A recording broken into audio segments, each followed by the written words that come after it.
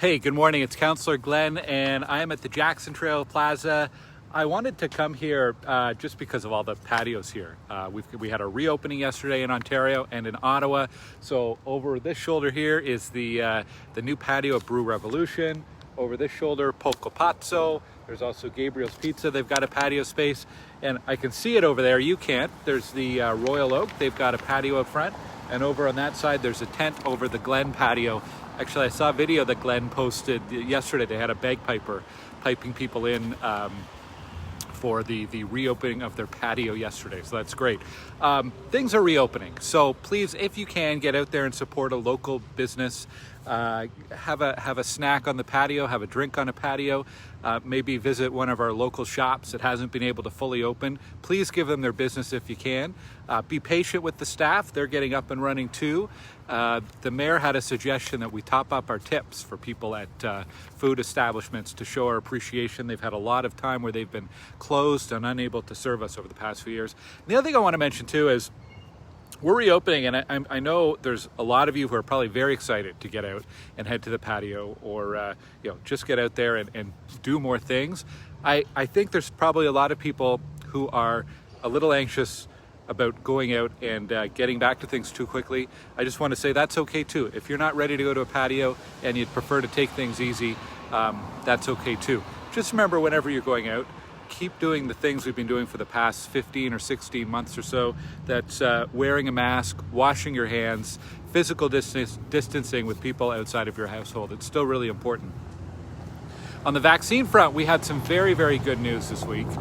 We've hit 70% of Ottawa adults who have had at least one dose of the vaccine. So that's a really good milestone to celebrate. And as you probably know, more and more people are getting their second vaccine as well.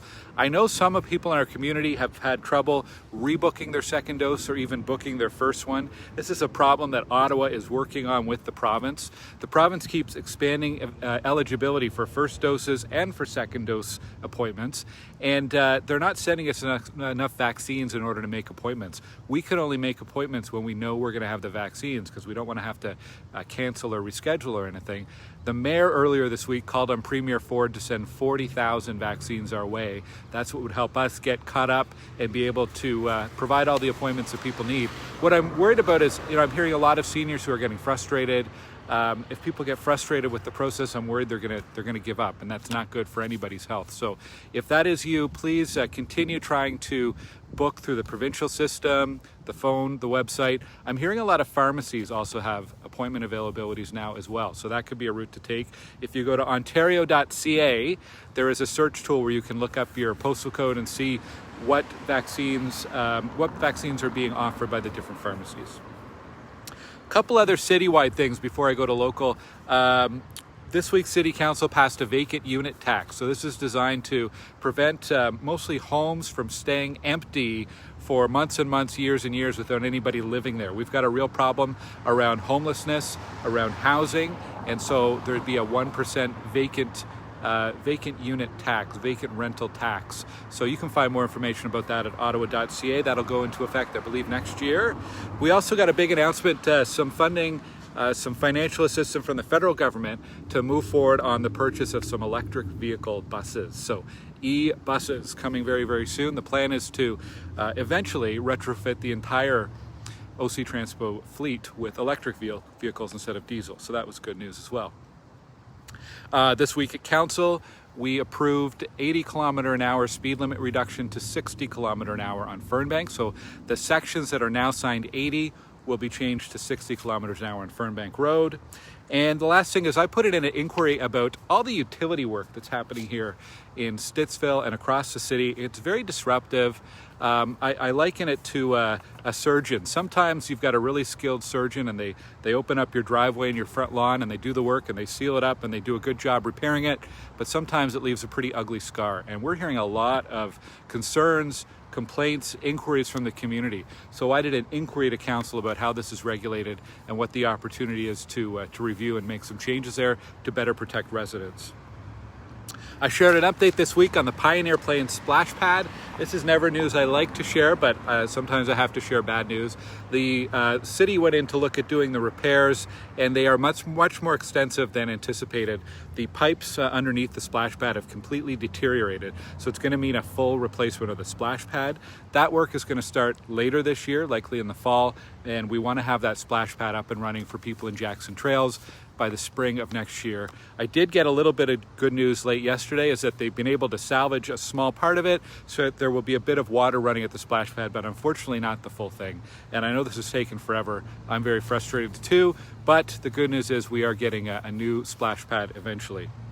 Had an interesting chat yesterday on the phone with the woman, Giselle, who lives in Amberwood, about turtles, snapping turtles. It is snapping turtle nesting season. So I would like to remind everybody just to be on the lookout when you're driving for turtles on the road. Leave the turtles alone as well. They are usually in sandy areas, usually near Pool Creek, so all over Stittsville. This happens every year. Go online and search up turtles and snapping turtles. Maybe search for protecting eggs. You'll get some tips and information about what you can do to help preserve those eggs and help the turtles stay alive. I'll share some information later this week on my website as well.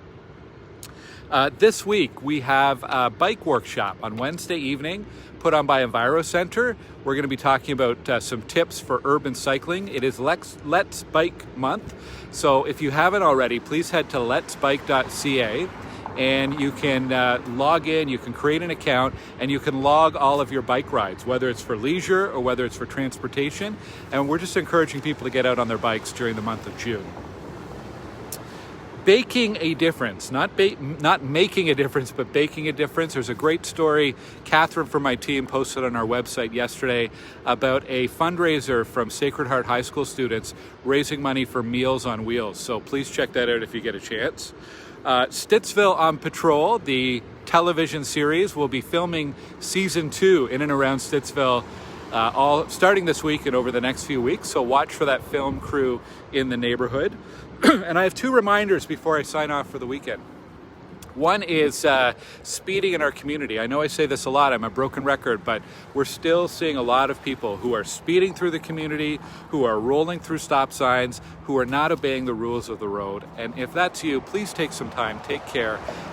If you're doing anything above 40 on a residential street, you're putting your neighbors in danger. You just don't have the time or the reaction control to be able to stop in time if a dog or a cat runs out, or if a kid runs out with the ball. So please slow down in our residential communities and respect the stop signs. If you see unsafe behavior, please report it to ottawapolice.ca/report. Those reports really do make a difference in getting more focused enforcement to our area. And the last thing I want to remember is be kind, be patient, be understanding, be considerate with your neighbors. Whether it's out on the trail and giving people some room while you pass on your bike, or showing a little bit of patience when you're out at our restaurants and retail as they get back up and running, or with your neighbor. You know, you never know what people might be going through. So please be kind to our neighbors here in Stittsville. Have an excellent weekend. It looks like a beautiful day today. I will be out on my bike later on, and I hope you get a chance to get out and explore your community and your local businesses today. Take care. Bye.